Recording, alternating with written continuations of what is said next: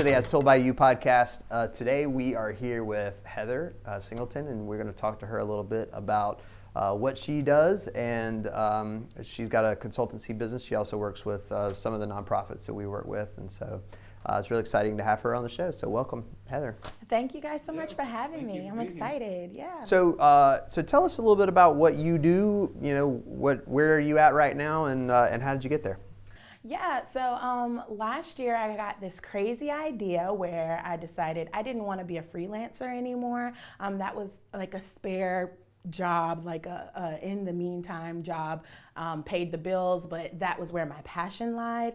And so PR has always been in me. Like media has always been a part of who I am. I tell this story that the first time I realized that I was designed to be in media was when I was 9, and I was in my elementary school classroom, and they were doing like the live show, the TV broadcast, like WSPE, and I was like, oh my gosh, I want to be on that show.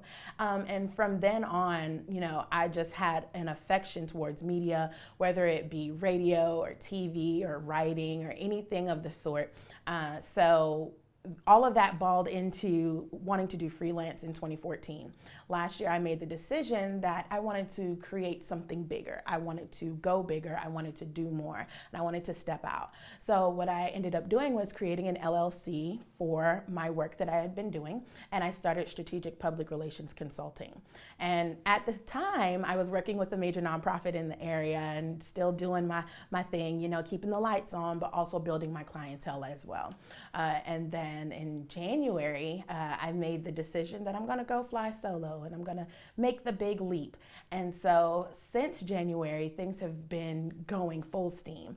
My PR consultancy has just been a blessing in disguise in a lot of different ways. And I've gotten to really get a chance to get to know a lot of folks in the Midlands community from it.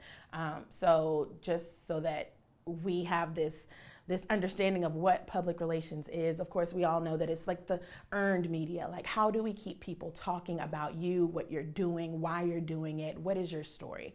And I realized that there was such a void in a lot of companies' business structures where they're not well versed in how to make sure that their customers are treated fairly, that their customers are pleased with the services, but then also that their employees are pleased with where they're working. Long time ago, I worked for a major grocery store in the area, and they had this thought that if you took care of your employees, the customers will come. Mm-hmm. And that's one of those things that I've kind of let be ingrained in me, because PR is all about making sure that the story is being told and it's being done so effectively. Culture. Yeah. That's what it's about. That's really what it's about. Yeah. That's awesome. That's a great. So we got to know you through United Way and working with United Way, and I think it's okay to say that, Joey. I think it's okay to say that. So tell me where you're at now. So you're working with Central Carolina on a contract. Tell me about that.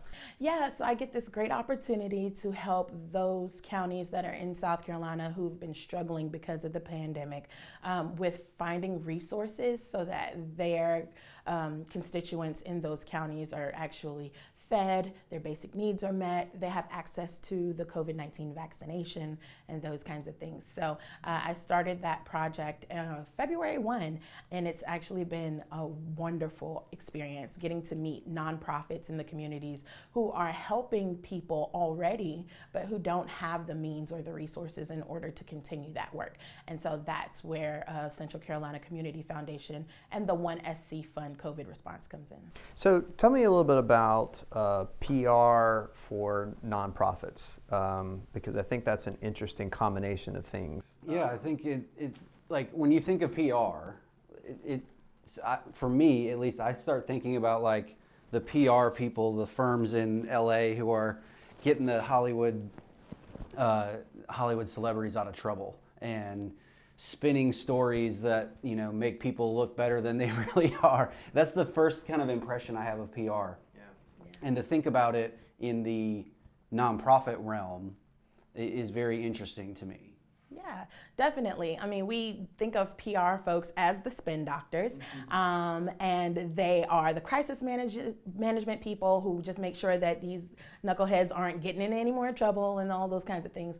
But when you do research, you find that there's distrust in public relations individuals, like people who actually operate in the field. But with nonprofits, it looks a little different. Of course, crisis management does play a role, having successions plans and emergency and contingency plans and helping them to create those things. But it's also telling the story of the nonprofit. How are you effective? Why are you doing what you're doing? Why is the mission so important to who you are as an individual and who you are as a nonprofit? So that also looks like fundraising. And so for a lot of folks, they shy away from fundraising because, I don't want to ask folks for money. But, how else will you continue the mission, right? How else will you be able to get donors who are invested in the work that you're doing? How do you tell the story about little Johnny who, wasn't reading on grade level and now he can with the thanks of your dollars, those kinds of stories are what we're looking to put out there in the community. Philanthropy is a major part of who I am as a person, and it's no secret. I've told this story a million times while I was working at United Way, but in my childhood and even in my adulthood, I have a story of being assisted by nonprofits in the community that help my family make ends meet. And so for me, PR isn't just a job, it's sharing the story of those who are helping people like me to become the successes that they are today. I think that's such a critical point too, because we talk about that with clients all the time, that the nonprofits that do the best for people are usually the ones that know how to talk about it, know how to get out there and know how to put their story out. And I think what you're saying, as opposed to the typical perception of PR, is that good PR is having a good culture, having a good story to tell, not spinning something that's not so good, right? But telling a good story that is actually good and making sure that you're hitting the right audience with that story. Exactly. So in that regard, right, we have the two sides that were PR we're talking about. But in the same sense, you have to be able to make relationships with the media outlets in order to get the message out. Right. And that's something that's different than just traditional marketing, because traditional marketing, we put an ad out, we put some flyers out, we send emails. So what kind of techniques do you use to get ingrained with some of the media outlets in the Columbia market so they can pick up the stories? Developing authentic relationships. I think that's the big key there. I have some really great stories of when I was working at United Way, and ironically, just so happenstance or divine intervention, some of my campaigns were the media companies. So, getting to know folks like Darcy Strickland and getting to know the folks over at WLTX and at iHeartRadio, that was one of the things that really brought me joy, because I was able to get things from a different perspective, not working in media myself. But actually just having that passion of not only the media piece and observing everything that media does, but also the passion to build relationships and being authentic in those relationships. One of the great executive producers of WLTX, or former executive producers, has this wonderful story that talks about visibility and how visibility is power. And her name is Rashonda Pratt, and she does a great job of articulating what the media is looking for when they're searching for stories. What are the stories that are catching their eye? What are things that folks need to know more about? And how can we get that in front of the general public? That's interesting. I think what's kind of cool about the environment right now is that it used to be that a few people held the connection, the communication with everybody. Tell me what media means in 2021. What is the media now? So you mentioned LTX, and I think those are important. Willow and LTX and WIS and Watch are, kind of our traditional media outlets. What else does it mean right now? I feel like there's so many ways for people to become their own media outlet if they can figure out how to do that. Oh yeah, definitely. I mean, you even see it here with you guys becoming media outlets as podcasters, right? Right. Media looks different in 2021. Media looks like social media. Media looks like still a little bit of print. I mean, they say print is a dying medium, but I personally enjoy flipping through magazines, looking through newspapers. I don't know, maybe it's nostalgia. But at any rate, I believe that media looks like, how you're able to get messaging across. So that doesn't necessarily mean stay in a box with TV and radio as we've known in years past, but that looks like using YouTube. Facebook now has a feature where you can have your own Facebook Watch channel. These are different outlets that folks can use in order to get their stories across. And I think that in this current climate, we as people who work alongside media are seeing a lot of public distrust in the media. And that's why you're seeing so many organic mediums being formed. People can get on their soapbox on their Facebook Lives or their Instagram Lives and talk about what's important to them. And we're seeing that there are more podcasts being created because folks are listening to more voices. It's not just the restriction of TV and radio and print as we've known it. And I think too, as I follow Darcy Strickland and Judy Gatson, a couple of people on Facebook, and I see them engaging with the public, in a way that I don't think they've done up until the last few years, where this has become important. So when Darcy Strickland posts something on her Facebook, it's typically a news story, and people will engage with her, and she will kind of moderate the news story, which I think is a really interesting way of sort of interacting with people. I'm curious especially with nonprofits, because we work with a lot of nonprofits, and it's a big thing for us, mainly because they have great stories to tell, so we don't have to concoct something like we talked about. It's just sharing what's actually happening. But how does a company or a nonprofit use PR to their advantage right now? How do you get a news story about you? That's a really great question. A good news story. Yeah. Obviously, there are lots of ways to get a news story about you. Exactly. Just a good news story, not something where they're telling a terrible thing about what you did. Oh yeah, because you hear folks say, "Well, all PR is good PR." No, it's not. let's smash that right now. Right. But I think that what Darcy and Judy and the like are doing is creating an area of relatability, right? Especially at a time where there is so much media distrust. They're allowing folks to share in their conversations that wouldn't necessarily have that opportunity, in the traditional media settings. When I think about folks back from, because I'm born and raised in Charleston, so WCSC is what my family watched. And so if I think about Debbie Chard, just having a conversation with somebody on social media, like my childhood brain would not be able to function in that. But when you're looking at PR and media and how nonprofits engage, having that clear, concise story is what makes the difference. Giving folks that teaser, or what we like to call the elevator speech, as to why your nonprofit's important and why they should be supported, and even telling these stories about little Johnny, and putting a name with the face and a name with the story, it makes a difference. And it allows room for more media to flourish, right? So if I have a really great communications message, then that's something that's bite-sized, and it can be a teaser for somebody like an LTX or a WIS or a podcaster. And then that opens the doors for more stories to develop. Interesting. If you don't have that connection to media, what platforms do you trust, or you said Twitter, that's certainly one thing. What platforms do you trust for getting PR out there? So for individual branding and your individual PR, I trust Twitter, because Twitter is one of those ones where you can actually get to know someone, right? You see the funny stuff like Wendy's and all those guys that, have their culture shining through, and they're the funny guys on Twitter. But really for me, I feel like Twitter gives people a chance to see you authentically in action, and you are able to let people get to know who you are.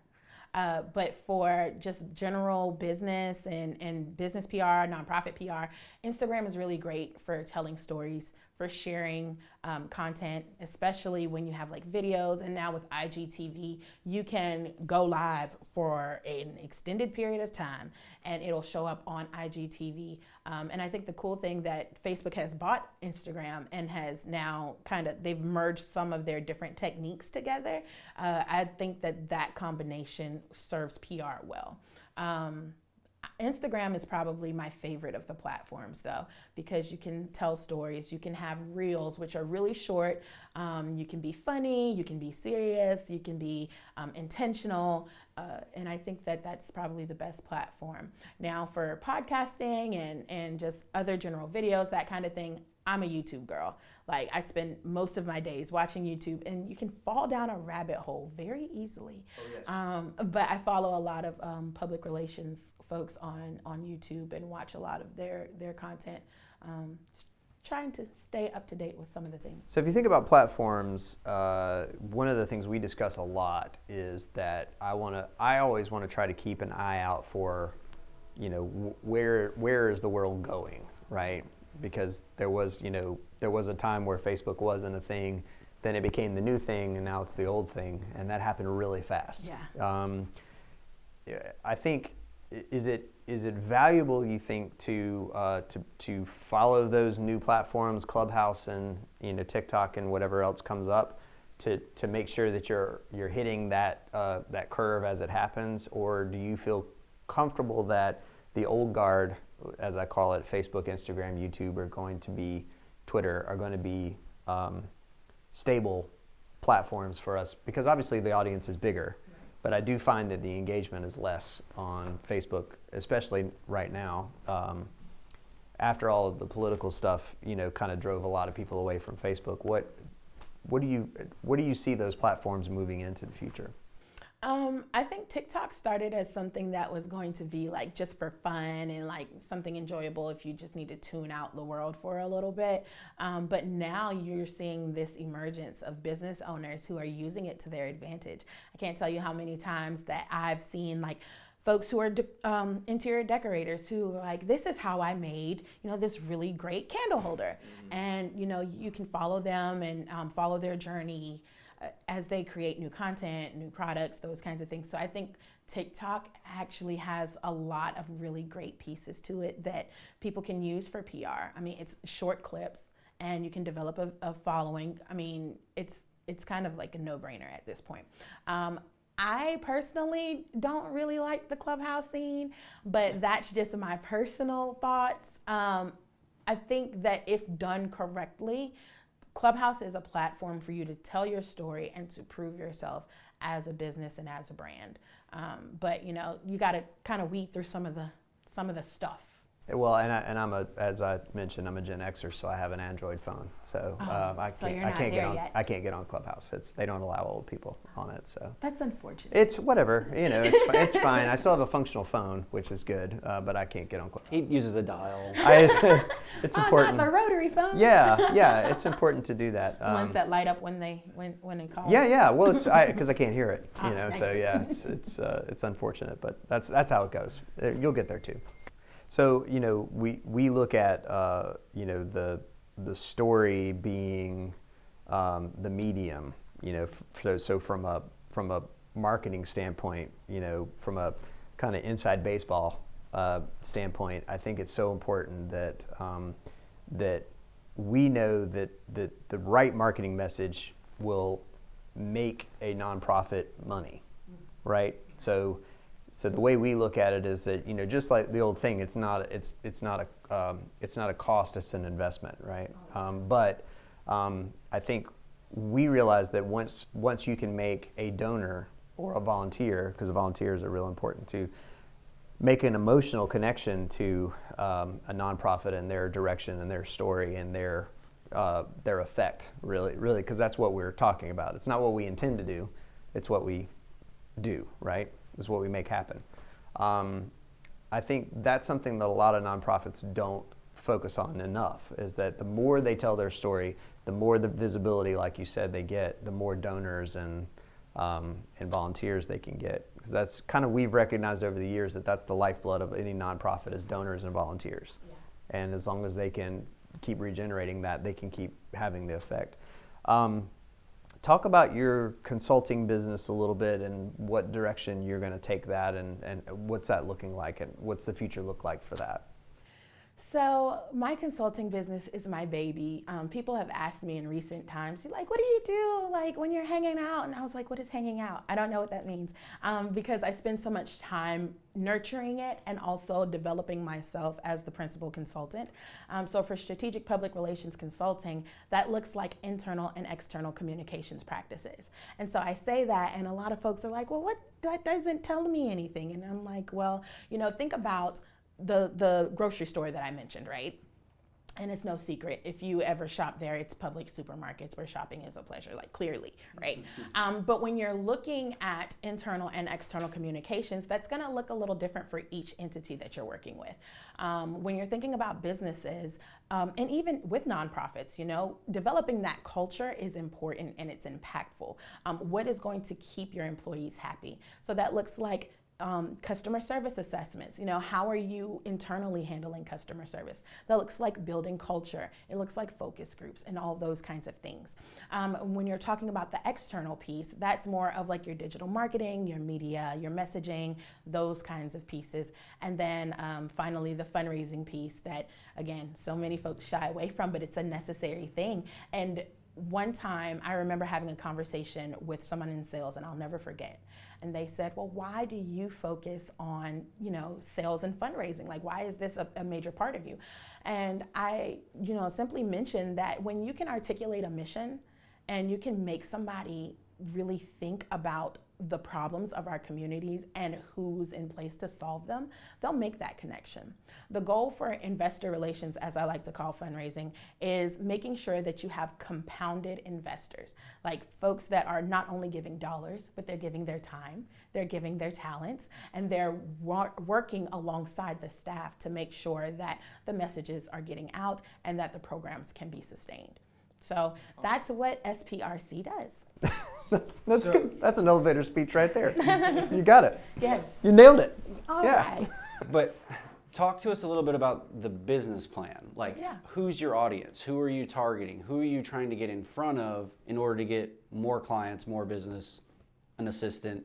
Like, Lord, my assistant needs an assistant. Yeah. So my business is geared towards businesses, nonprofits, and political entities.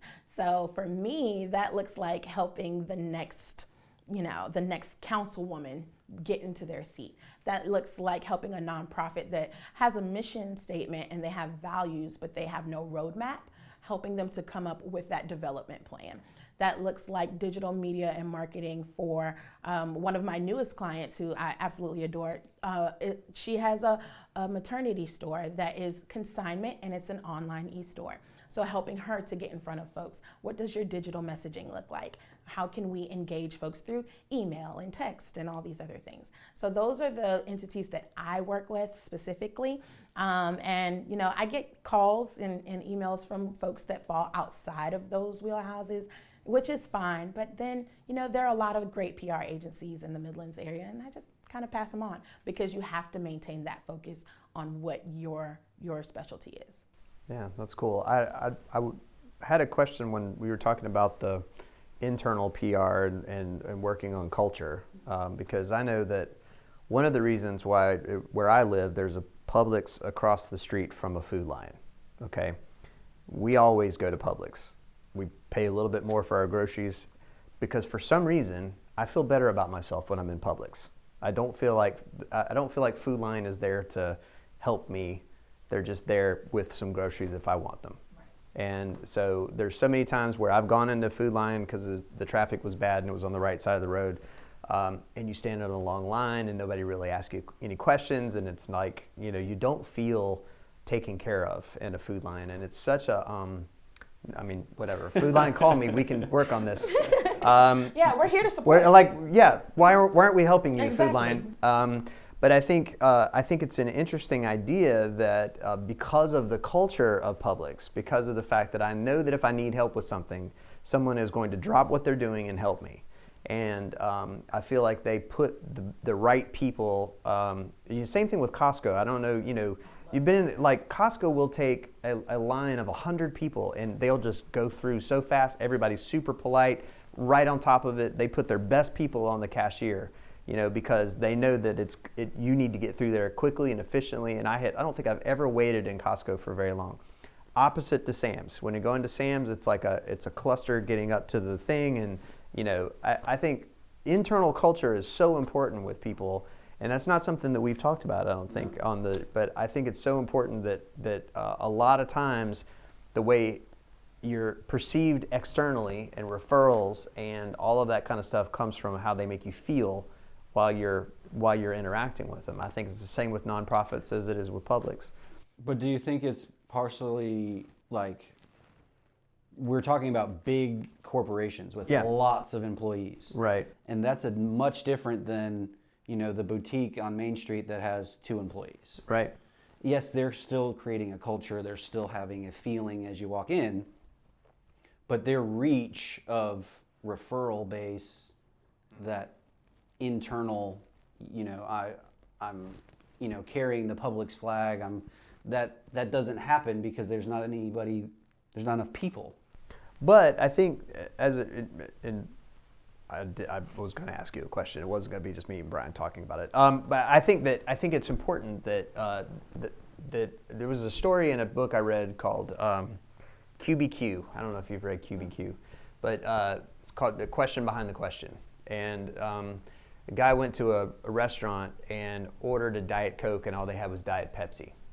So the server went to the gas station down the corner and bought him a Diet Coke and brought it back down to him, and he hired him for his big company. It's a story about that level of customer service is what culture is all about. So that boutique, as an example, with 2 employees, if you empower your employees to make the client happy, focus on the client coming away from there with an amazing experience regardless. I think that's what Publix kind of does, and Chick-fil-A and all of these companies that have that reputation for amazing customer service. It's because they empower their employees to go over and above the call of duty to make sure things happen. When you go to Zaxby's and they charge you 25 cents for an extra sauce, you don't feel taken care of. You know what I mean? Taking you for granted. Right. I'll pay that 25 cents, but come on. Why? Why are we having to have the conversation? Just give me the sauce. But I think you can do that with the boutique, and I think we try to do that with clients, and so talk about that internal culture a little bit, because I think that's a real critical element that a lot of people miss. Yeah, definitely. And I have an HR background. When I was working at Publix, I was the administrative coordinator for my store. Shout out to the Gervais Street store. Woot woot. But I think that one of the things that I took away from that was a passion for training, and really having conversations with people to understand how they're feeling and how we can streamline processes, how we can be more effective internally, how we can listen to each other better, because the person who's working in the deli may see struggles and issues that our customers are facing, but they don't have, if they don't feel like there is an open door policy, or if they can express that opinion, then that need goes by the wayside and you don't have the problem solved, So that's the big issue. Do your employees feel like they can come to you? Are they feeling open to change? Sometimes you find these nonprofits or even for-profits that struggle with change and how they really take change in. But when I think about and I'll give you guys an example, when United Way moved from the Main Street location to the new building on Blanding, they brought in a consultant to help us go through change, right? Because change is something that happens. You can't thwart it. It's necessary. You can't grow if you can't evolve.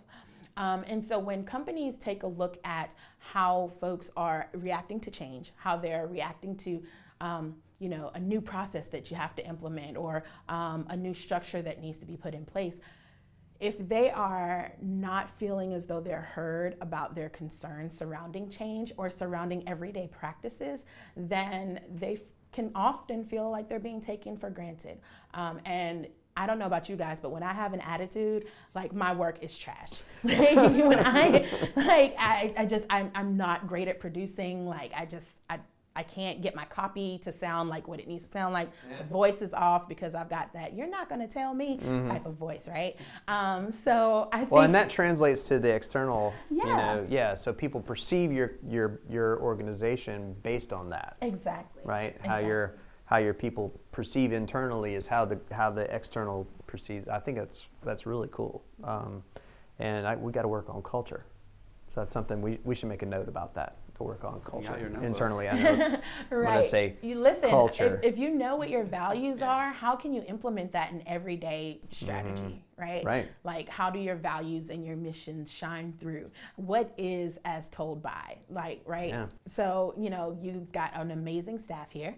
Everybody's super pleasant, super nice, and they do the great work that is necessary. But often ask the questions. See how they're doing. See what drives them. I think that also helps with pivoting to the next level of the business, understanding what drives your employees. Some folks that come to work, they're like, listen, I'm just here to collect a check. Like, don't bother me. And that's fine. That might not be your target audience within that group. Of course, you still want to appeal to them. But for the ones that say, I'm not sure what my future looks like. I don't know what my future with the company looks like in the next 5-10 years.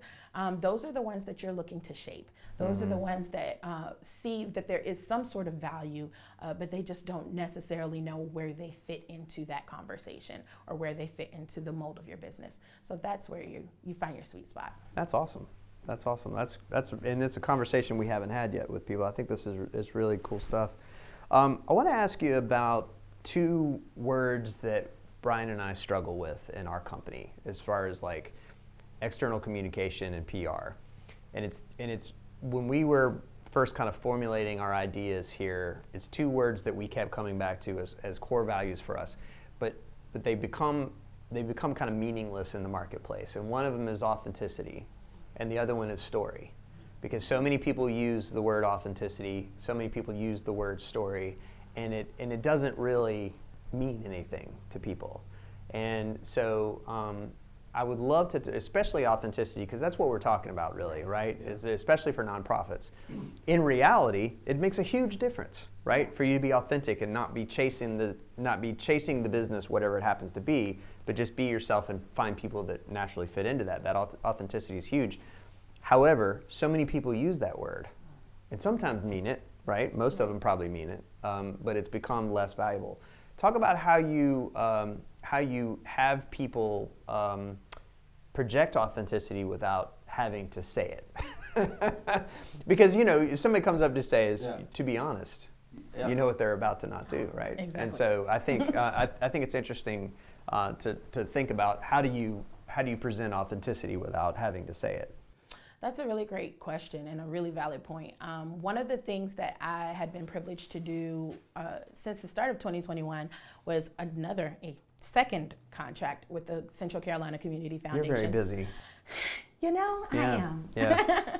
And that contract was in conjunction with the Association of Fundraising Professionals. And Jamisha Shackerford, who's with the Community Foundation, had this marvelous idea that we needed a safe space for Black, Indigenous people of color who are in the fundraising field in the Midlands area to have a conversation or multiple conversations about what fundraising looks like to them. And so one of the conversations that we had on a Wednesday, and I'll never forget, was on authenticity. Like, how can you meet people where they are and mean it and value them, not just their dollar, not just their time because they're volunteers, but also how do you stand behind the mission and culture of your organization while presenting your authentic self? For me, I ask questions. Like, authentically, that's who I am, and that's only because I like to get to know people. When you're having conversations with folks, people can really tell when you're about to BS them, like in true form. But when you're having the conversation about authenticity, having the presence of actually being there for the conversation, right? Listening, valuing, responding to takeaways, those kinds of things. People are looking for the folks who stand by their word, and that is authenticity. But for that, what is your story? What is your word of like meaning? Like, what does that mean to them? And what does that mean to you? You know, like trying to figure out why you think the way that you think and why you approach things the way that you do. That is at the core of your authentic being. Like having this conversation with somebody, not because of what they can do for you, but just because you want to know more about them. And I think that that's where PR shines through. I think that's where marketers can find their sweet spot, and knowing that whoever you are is going to come out at some point. Yeah. So yeah. And interested is interesting. That's why I've always heard that. Yeah. Yeah. I've never heard that, but that's a really good point. Yeah. If I'm interested in you, then you're going to find me fascinating. Yeah. I read that in Dale Carnegie. That's the 7 Habits of Highly Effective People. That's one of them. Got to find that. Dude, it's a great book. So I think, so talking to you, you're a bright, happy, shining star, someone that people are attracted to, smile a lot, you look very happy. If you're not that person, like let's say you're kind of Mr. Grumpy Pants. Yeah, maybe you're a Gen Xer and you're aggravated at the world and all of that. So, you know, sometimes your authentic self is not necessarily what you... I don't want people to know. I don't want people to know how I really feel about things. But I think kind of what you're saying is that you can find your place, you can find your path, right? Even if you're not. I know some very successful people who aren't bubbly and friendly and happy, right? And so they're called engineers. Engineers, right? And accountants, and some lawyers too. It's but if you talk about how do you if your natural self doesn't match the marketplace as it exists, how do you find your spot? That's a really good question. Because there's so much of success comes down to personality, right? And you meet those successful people and you go, well, obviously that person's successful. Yeah, they got the it factor. Right. The other thing that Dale Carnegie says is remembering people's names, because people's names are the most important thing that they hear on a daily basis. So that he tells a story. This is written in the 30s. So he tells a story about Franklin Roosevelt could remember everybody's name that he ever met, and he says that's one of the reasons why he's president. It's because he just remembers people's names. But there are those tactics that like that. But I'm interested in the authenticity piece. Is like if your authentic self is not, you know, what the market is looking for, how do you find your lane? This might push a button or two for some folks. I like pushing buttons on a podcast. That's good. I think it all comes to your passion, Mm-hmm. right? Like my passion is people, having conversations with people, learning more about them. How can I help you solve your problems? Like that is where I find my ray of sunshine. So first, are you passionate about the work that you're doing? I mean, you know, there's some number crunchers who are passionate about crunching numbers, and I am not that person, and that's why I outsource, right? But questioning where your passion lies, you know? If this is something, and I'll use PR as an example, this is something that I want to do with my life, to the point where I decided on a whim that I was going to apply for a contract position with another nonprofit and jump and say, hey, entrepreneurship is where I am now, because that's my passion and that's what fuels me. So the first question I would ask would be, what fuels you? And how can you incorporate that into the work that you're doing every day? And I think what you're saying is that if you find that thing that fuels you, you can find other people that have that same fuel. Yeah. So me and the other Gen Xers can get and complain about things. Well, I also think the person who is not, the person who is kind of not in the right field, I guess you would say, they're not finding their place in the field that they want to be in because they're not, that personality isn't shining through, then they're probably in the wrong field. But at the same time, they probably don't even know. Yeah. Right. And they're probably in the long run not going to be successful. Right. If if you're not in the right lane, you'll feel it when it happens. Yeah. And I know that in the beginning of my business, I found this completely by accident. I was a computer science major. I was working for a computer company, doing some systems work and stuff. And I met a guy at a wedding who was a videographer, and I was just like, this is really interesting what he's doing. And I met with him, like had lunch or whatever, and he went to pay for lunch, and he brought out this big roll of cash and rolled off a couple of 20s and paid for lunch. And I was like, okay, like, like this is interesting, you know? And so shout out to Charlie Brown. So I think what's really kind of the key to all of it is, like, once you find that thing that does light you up, makes you as happy as you seem to be, I think that's where you're going to find your success. And if you're not there, then you have to just keep digging until you hit it. Right. You know. But then also the courage that it takes for you to say, I'm going to go out on my own, Right. and I'm going to do it, and no one's going to stop me. Most people don't have that courage. Right. Right.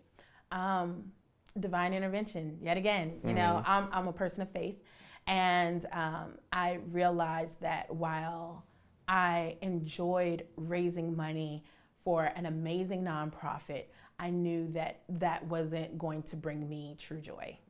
But just taking a step back and saying, you have the capabilities, you have the know-how, you're smart, you're passionate, you can do this.